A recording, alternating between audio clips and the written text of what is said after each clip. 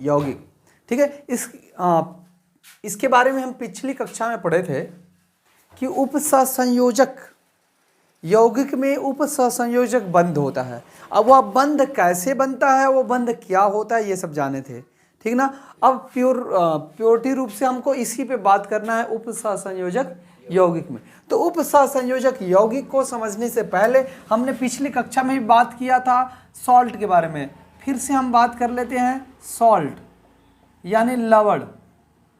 लवण क्या होता है, ठीक ना। तो भाई सॉल्ट क्या होता है, सॉल्ट को समझ लेते हैं। सॉल्ट आपको मैं बता दूं, सॉल्ट एसिड और बेस से मिलके बना होता है। इतनी बात तो समझ लीजिए। लवण अम्ल और क्षार से मिलकर बनता है। ओके, यहां पे भी हम जो पढ़ने जा रहे हैं उपसंयोजक यौगिकों को भी हम लवण के नाम से जानते हैं। ठीक है, या फिर यौगिक भी जो होता है, इसका मतलब उसमें एसिड और बेस दोनों से मिलकर ही बना होगा। तो यहाँ पे एसिड बेस, वहाँ पे हम एसिड का नाम लेंगे, तो इसलिए हमने बता दिया। तो ये जो साल्ट होते हैं वो दो प्रकार के होते हैं, डबल सॉल्ट जिनको हम कहते हैं द्विक लवण, द्विक लवण।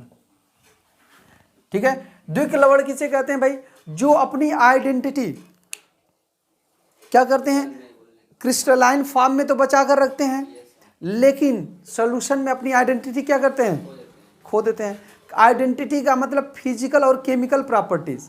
ठीक है, तो हम बोल सकते हैं द्विक लवण के बारे में कि वे सभी लवण जो क्रिस्टलाइन फॉर्म में, क्रिस्टलाइन रूप में, क्रिस्टलीय रूप में अपनी पहचान बचाए रखते हैं, अर्थात भौतिक और रासायनिक गुण बचा कर रखते हैं, लेकिन किसी विलयन में घोलने पर वो अपनी पहचान को खो देते हैं। ठीक है ना। तो बोल सकते the salt which have retain their identity in the crystalline form, that is physical and chemical property, but lose their identity on dissolving in aqueous solution. ठीक है, ये अपनी पहचान बचा कर रखते हैं अगर क्रिस्टल के रूप में रहेंगे, लेकिन सॉल्यूशन में डिजॉल्व करेंगे तो अपनी पहचान लॉस कर देंगे। इसके एग्जांपल हमने बताया था, फिटकरी होती है। ठीक है, पोटास एलम जिसे कहते हैं K2SO4 L2SO4 का थ्राइस 24S2 बताया था मैंने। ठीक है, उसके बाद मोहर लवण मैंने बताया था।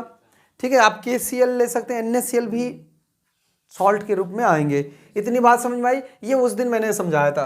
अब हम बात करेंगे आपको जो इससे रिलेटेड है, जिसको हम कहते हैं दूसरा सॉल्ट होता है कॉम्प्लेक्स सॉल्ट, जिसको हम पढ़ने जा रहे हैं कोऑर्डिनेशन कंपाउंड के अंतर्गत। कॉम्प्लेक्स सॉल्ट हिंदी में कहते हैं इसको संकुल लवण, इसको हम कहते हैं संकुल लवण। ठीक ना। कॉम्प्लेक्स सॉल्ट क्या होता है, ठीक है, तो ये जो होते हैं these salt retain their identity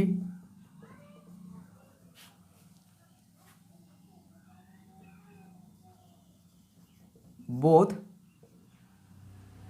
retain their identity in crystalline form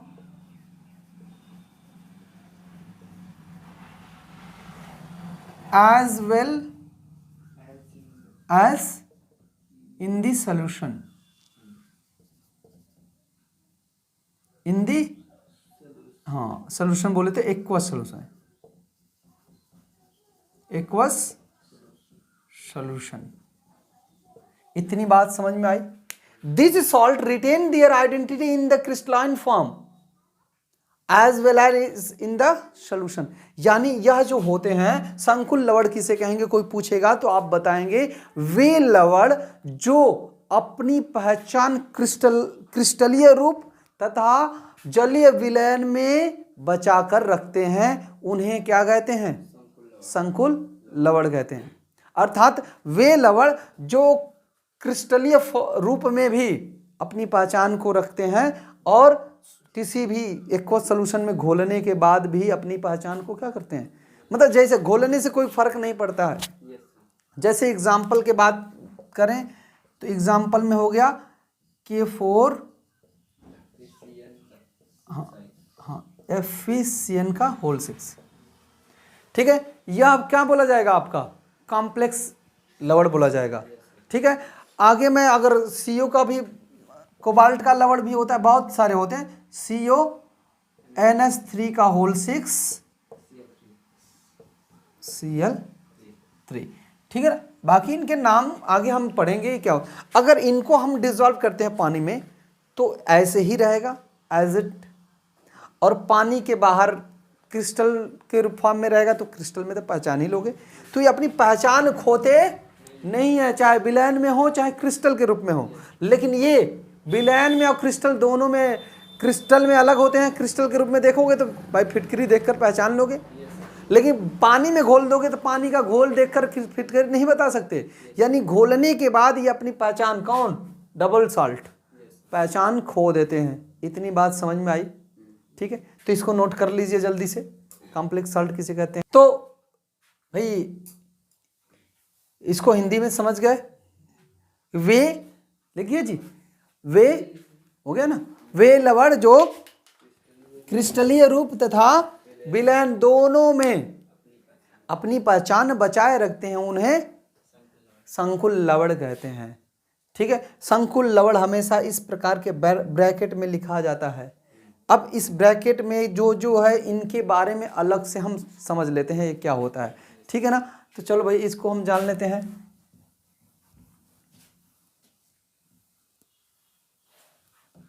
तो अब हम बात करते हैं इन्हीं संकुल लवण कॉम्प्लेक्स सॉल्ट को ही कॉम्प्लेक्स कंपाउंड कहते हैं। कॉम्प्लेक्स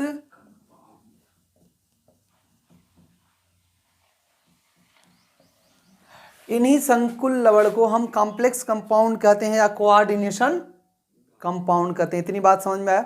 जो मैंने संकुल लवण आपको बताया, अभी कॉम्प्लेक्स सॉल्ट बताया, उन्हीं को क्या बोला जाता है? कॉम्प्लेक्स कंपाउंड या हाँ, या फिर इन्हीं को कहो संकुल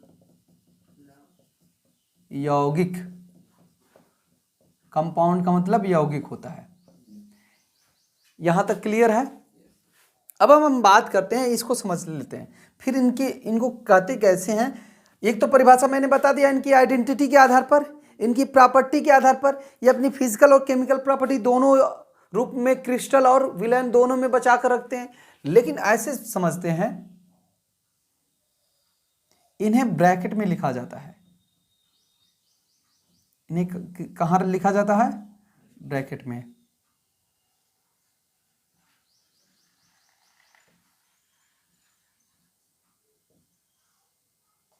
ऐसे ब्रैकेट में लिखा जाता है, कॉम्प्लेक्स कंपाउंड कहो या फिर कोऑर्डिनेशन कंपाउंड कहो या फिर कॉम्प्लेक्स सॉल्ट कहो।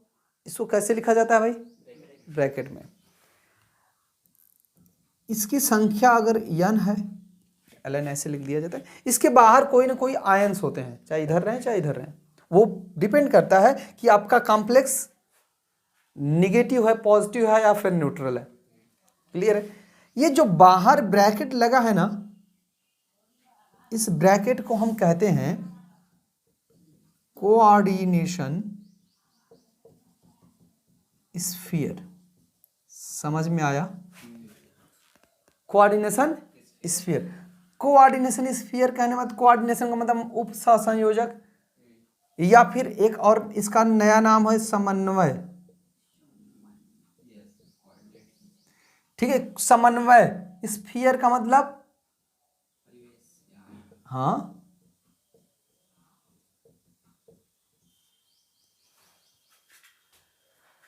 समन्वय परिवेश कह दिया जाता है। कोऑर्डिनेशन स्फीयर उचित है कहना, बार बार समन्वय कहने में सब लोग कंफ्यूज हो जाते हैं। इसीलिए आपको इसमें इंग्लिश टर्म ज़्यादा सीखना चाहिए इसमें, क्योंकि कोऑर्डिनेशन स्फीयर बोला जाए, कोऑर्डिनेशन नंबर बोला जाता है। ठीक है, ये समझ में आया कि नहीं आया? यानी ये जो ब्रैकेट बना है उसको हम कोऑर्डिनेशन स्फीयर कहते हैं, यानी समन्वय परिवेश कह सकते हैं। आगे ये जो है, ये यम जो है, इसको हम कहते हैं सेंट्रल मेटल एटम या आयन।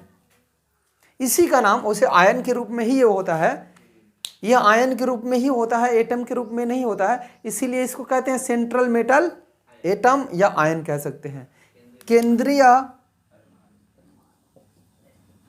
केंद्रीय धातु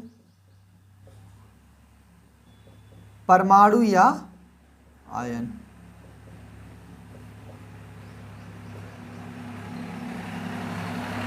इतनी बात समझ में आई। ये जो होता है ये यन, इसको कहते हैं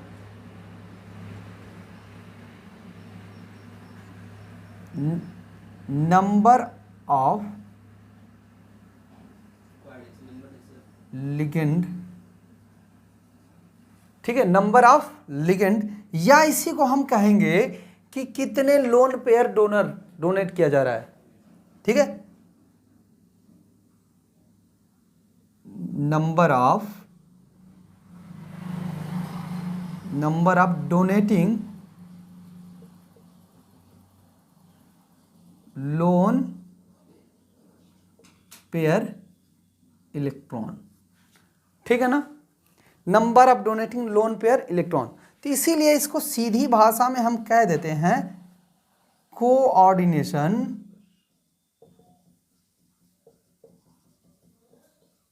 नंबर। बात समझ में आई। कोऑर्डिनेशन नंबर का मतलब मैंने लिखा है कि कोऑर्डिनेशन नंबर क्या बताती है, लिगेंड की संख्या बताती है, जो मोनोडेंटेड होते हैं। मोनोडेंटेड क्या होता है आगे जानेंगे। या फिर ऐसे समझ लो भाई, number of donating lone pair electron, number of donating lone pair electron, मतलब कितना लोन पेयर इलेक्ट्रॉन डोनेट किया जा रहा है, एक पेयर डोनेट किया जा रहा है कि 2 पेयर डोनेट किया जा रहा है, पेयर में electron. Number of donating lone pair electron, lone pair donate किए जाने वाले इलेक्ट्रॉनों की संख्या ही क्या कही जाती है, कोऑर्डिनेशन नंबर, जिसको हिंदी में हम कह सकते हैं समन्वय संख्या। क्या बोलते हैं भाई, समन्वय संख्या हो गई। यहां तक समझ में आया। ये जो यल है, यल को हम क्या बोलते हैं, लिगेंड कहते हैं। चलिए ऊपर हम लिख देते हैं, ये आपका लिगेंड, हिंदी में भी लिगेंडे कहा जाता है, अंग्रेजी में भी लिगेंड कहते हैं इसको, हिंदी में भी लिगेंड कहते हैं, कोई वो नहीं है। ये क्या कर रहा है, देखो भाई, ये तीर से बना है, तीर को हम क्या बोलते हैं, कोऑर्डिनेशन बॉन्ड, ऑर्डिनेशन बॉन्ड कहते हैं, उपसहसंयोजक बंध, उपसहसंयोजक बंध। बात समझ में आ रही है, उपसहसंयोजक बंध, ये कोऑर्डिनेशन बॉन्ड है आपका। यहां पे 2 इलेक्ट्रॉन पेयर डोनेट किए जा रहे हैं, कौन दे रहा है, लिगेंड। किसको दे रहा है, सेंट्रल मेटल एटम को। बात समझ, तो जो दे रहा है, देने वाला दाता कहा जाता है, ये दाता है, ठीक है, जिसको हम डोनर कह सकते हैं, ये डोनर है, ठीक है। ये इलेक्ट्रॉन पेयर क्या है, ऐसे लिख सकते हैं, इलेक्ट्रॉन पेयर डोनर है। ये इलेक्ट्रॉन पेयर डोनर का मतलब ये दाता है भाई, इलेक्ट्रॉन युग्म दाता, इलेक्ट्रॉन युग्म ये दाता है। बात समझ में आई। ये इलेक्ट्रॉन का युग्म दान कर रहा है, तो जो इलेक्ट्रॉन युग्म दाता होता है उसको हम कहते हैं लेविस बेस, यानी आपका लिगेंड लेविस बेस की तरह बिहेव करेगा, लेविस क्षार की तरह बिहेव करेगा हमेशा, सदैव हम लिगेंड को लेविस बेस कहेंगे। लेकिन मेटल क्या है, मेटल देखो सेंट्रल मेटल एटम जो है ये क्या है, इलेक्ट्रॉन पेयर अप एक्सेप्ट, जो ये एक्सेप्ट कर रहा है, ठीक है, ये ग्रहण कर रहा है, इलेक्ट्रॉन पेयर एक्सेप्टर है ये। इलेक्ट्रॉन पेयर एक्सेप्टर का मतलब इलेक्ट्रॉन युग्म ग्राही है, ग्रहण करने वाला इलेक्ट्रॉन युग्म ग्राही है। और जो इलेक्ट्रॉन युग्म ग्राही होता है या फिर एक्सेप्टर होता है उससे हम कहते हैं लेविस एसिड। यानी हमारा सेंट्रल मेटल एटम जो है वो इलेक्ट्रॉन पेयर एक्सेप्ट कर रहा है, इलेक्ट्रॉन युग्म एक्सेप्ट कर रहा है, और जो इलेक्ट्रॉन पेयर एक्सेप्टर होता है उसे लेविस एसिड कहते हैं। इलेक्ट्रॉन पेयर डोनर को बेस कहते हैं, इलेक्ट्रॉन युग्म दाता को लेविस क्षार कहते हैं, और इलेक्ट्रॉन युग्म ग्राही को लेविस अम्ल कहते हैं। इतनी बात समझ में आ रही है। चलो एक तुम लोगों को एक बहुत ही खास बात बता रहे हैं। आज तक आपने कभी नहीं पढ़ा था कि जो मेटल होता है, मेटल धातु भाई ग्रहण करता है, ये बड़ी खास बात है। आज तक हम लोग पढ़ते यही आ रहे थे कि जेकर नाम धातु होगा वो इलेक्ट्रॉन क्या करेगा, डोनेट करेगा। यहां कहानी उल्टा हो गई। ई कैसन धातु है जो इलेक्ट्रॉन ले रहा है, एक्सेप्ट कर रहा है। हम अभी तक धातु पढ़े थे कि धातु इलेक्ट्रॉन क्या करते हैं भैया, देते हैं, लेते नहीं है। लेकिन वही यहाँ पे आपके सामने दिख रहा है कि यह धातु इलेक्ट्रॉन ग्रहण कर रहा है, ले रहा है, एक्सेप्ट कर रहा है। यह कैसे संभव है, क्यों कर रहा है, किस लिए कर रहा है, इस बात को जानने के लिए हम आगे मेटल के बारे में जब इनके स्ट्रक्चर पढ़ेंगे तो समझ लेंगे कि ये कैसे ले रहा है। ज्यादातर से ये जो मेटल होते हैं डी ब्लॉक के होते हैं। किसके होते हैं भाई, डी ब्लॉक मेटल होते हैं। और डी ब्लॉक में आप देखते हो कि डी आर्बिटल खाली होते हैं, इसीलिए ले लेते हैं। लेकिन फिर भी हम विस्तार से जब स्ट्रक्चर पढ़ेंगे तो जान लेंगे। फिर फिलहाल आप इतना जानिए कि इन डी ब्लॉक में जितने भी मेटल धातु होते हैं, जैसे कॉपर हो गया, जिंक हो गया, कोबाल्ट हो गया, निकिल हो गया, फेरस हो गया, ये तमाम सब के डी ऑर्बिटल खाली होते हैं, पूर्ण रूप से भरे नहीं होते हैं। इलेक्ट्रॉनिक विन्यास आप लिख कर देखिए, डी ऑर्बिटल क्या होता है, खाली होता है। और सभी लोग चाहते हैं कि हम पूरा भर कर क्या हो जाए, स्टेबल हो जाए, अस्थाई हो जाए। इसलिए अपने डी ऑर्बिटल को खाली रखने के कारण ये किसी से भी दो जोड़ा इलेक्ट्रॉन, एक ऑर्बिटल खाली रहेगा तो दो जोड़ा इलेक्ट्रॉन उसमें आएगा।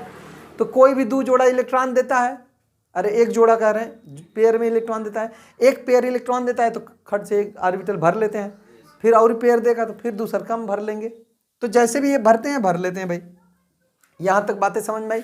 अब इसके बारे में, ये बनावट मैंने इसके दिखा दिया, ये क्या हुआ, इसके बारे में आपको लिखना होगा तो लिख सकते हैं। कॉम्प्लेक्स कंपाउंड में क्या होता है, complex compound contain a coordination sphere, central metal atom, ठीक है, and a ligand which donate a pair of electron through the coordination bond to the central metal atom. मतलब अब हम बताएं कि इसमें क्या है भाई, हमको दिख रहा है कि संकुल यौगिक, कॉम्प्लेक्स कंपाउंड में, संकुल यौगिक में एक समन्वय परिवेश होता है जिसके अंतर्गत एक केंद्रीय धातु परमाणु एक लिगेंड के द्वारा उप सहसंयोजक बंध से जुड़ा होता है, जिसमें लिगेंड धातु को इलेक्ट्रॉन युग्म क्या करता है, देता है। क्लियर है। अतः लिगेंड लेविस क्षार का कार्य करता है तथा धातु परमाणु लेविस अम्ल का कार्य करता है। क्लियर है। धातु परमाणु को दिए गए युग्म इलेक्ट्रॉनों की संख्या को समन्वय संख्या कहते हैं। इतनी बात समझ में आई? तो इसको आप लिख लीजिए। और इसमें क्या लिखोगे भाई?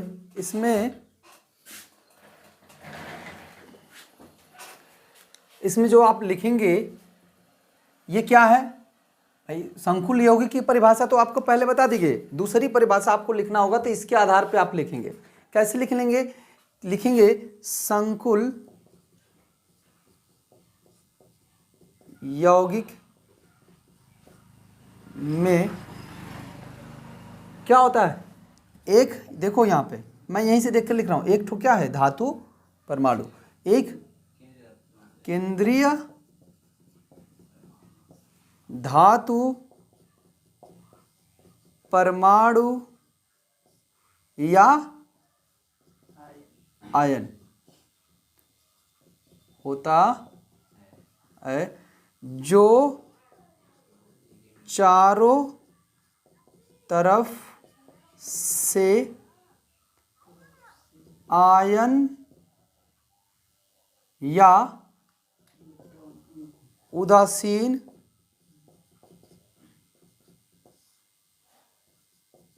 समूह द्वारा उपसह संयोजक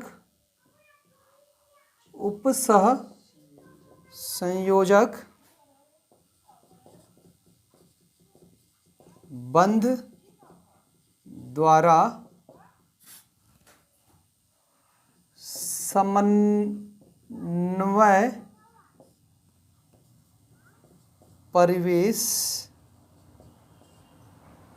में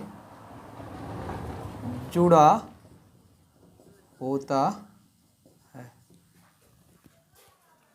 यही हो रहा है ना भाई? यही हमको दिख रहा है कि संकुल यौगिक में एक केंद्रीय धातु परमाणु या आयन होता है कि नहीं है? जो एक किसके द्वारा? ये आयन हो सकता है या उदासीन, जो चारों तरफ से, इसके चारों तरफ होता है, जो चारों तरफ से आयन या उदासीन समूह द्वारा उपसहसंयोजक बंध द्वारा, ठीक है ना, उपसहसंयोजक बंध द्वारा समन्वय परिवेश में जुड़ा होता है। यही तो है आपका यौगिक। क्लियर है? इसी को आप कह रहे हो संकुल यौगिक या उपसहसंयोजक यौगिक। अब इनके बारे में, ये जो हमारा उदासीन या आयन समूह होता है उसी को क्या कहा गया? लिगेंड कह दिया गया।